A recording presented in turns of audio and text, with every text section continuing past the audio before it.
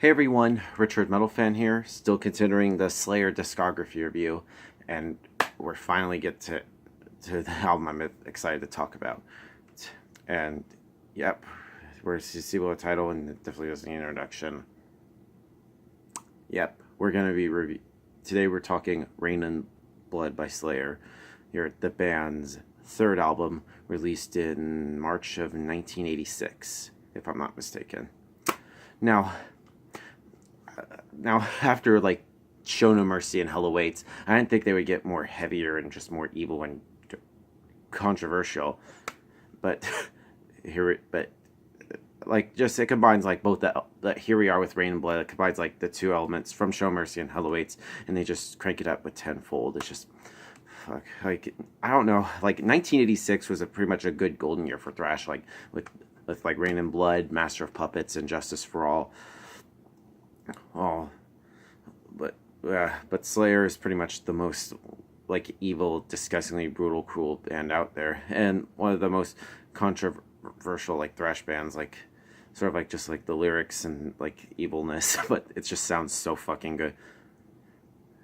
good.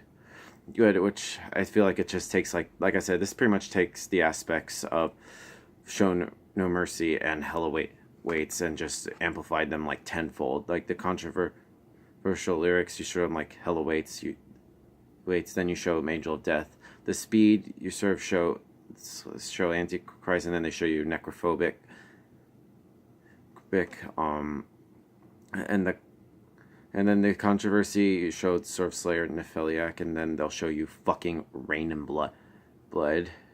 Like, ugh. It's just like, production-wise, it's just superb. It's just like, everything is just spot on.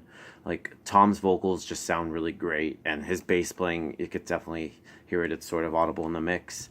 Just the lead playing from Kerry King and Jeff Hanneman, they're just really just sick leads and like riffs and stuff. And sort of Dave Lombardo's drumming is really, it's just gotten better with like sort of like the double bass and stuff. But yeah, without further ado, let's dive into this album track by track. Now the album opens up with Angel of Death, which is starting strong with both the fantastic opening riff, and then it just straight away balls out right heavy. And I just like the intro, like that intro scream that Tom and Mariah does is just very high pitched. It's just wow. And I heard he actually did that in like one take, which is surprisingly. And I'm just I think they liked that take, and it just sounded awesome. I was wow. And it has like the most graphic lyrics to date, like because lyrically the song talks about sort of like Auschwitz, like sort of like the German camp and like World War II and stuff, which is pretty much one of the most controversial Slayer songs, given from that lyrics. And like just like sort of like this genius until it like slows down with like the solos and the best riffs in there. And I really just like the little double bass section that Dave Lombardo does, and just sheer genius and just a great way to start off this album. Piece by piece, like what the fuck is this? I mean, that was pretty much my final thought of this song, after like sort of like a tornado of riffs that pick you up and just hurl you away as it passed. And this song is just fast, just brutal and evil, similar to like the past song. And I think if you're at the beginning to see the template of this album by now, is just evil, cruel, nasty, disgusting, vile. And those 5 words, which pretty much would give you a cert if you were to ask about what this album was represented. Necrophobic, pretty much the shortest, fastest, heaviest song on the album, and possibly the heaviest song that this band has written at this time.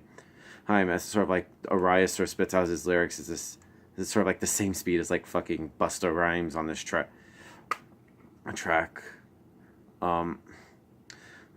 Altar of Sacrifice. I mean, like it's just, I really like it's a good song, just insanely good. Like all these songs are fucking great. Jesus Saves, which pretty much starts off a little bit softer, then it builds up right into it, and then it just explodes, and from there it's just every bit of blasphemy imaginable is thrown at the listener, and you just have the marvel of it. Then this is like another spectral song coming off an incredibly riff work, and it's just in sheer sanity from the vocal department. I mean, brilliance perfected. Criminally Insane, another one that starts off a little slower before exploding, kind of like with a little bit of a slower kind of like drum intro. And like this and Altar Sacrifice have a little bit of variation with them, which makes it a great listen to. Reborn, which I love how Araya kind of like shrieks, "I will reborn." It's just another great heavy song. This is like one of the another faster numbers on this album, but it has a little bit more of a substance to it, and I just, wow.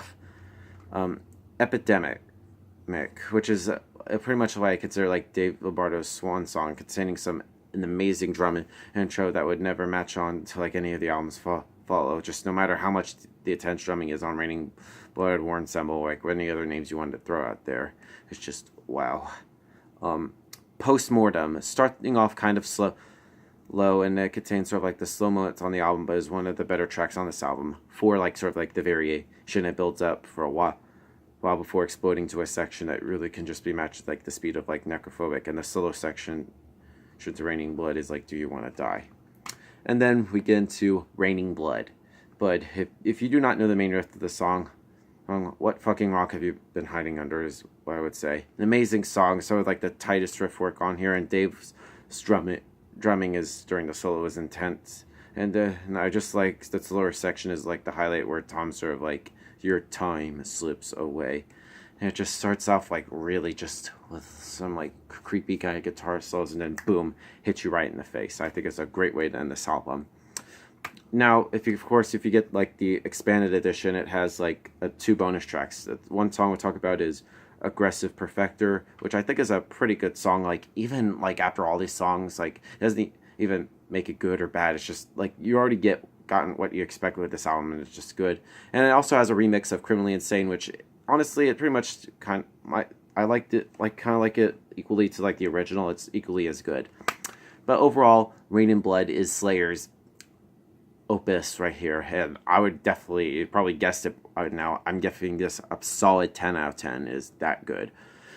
It's probably, like I said, it's my second favorite album of all time. I forgot to mention, like, I love like Rust in Peace by Megadeth. But yeah, that's my review of Raining Blood, guys. Let me know in the comments what you guys think about it, and I'll see you all in the next video, and keep it metal.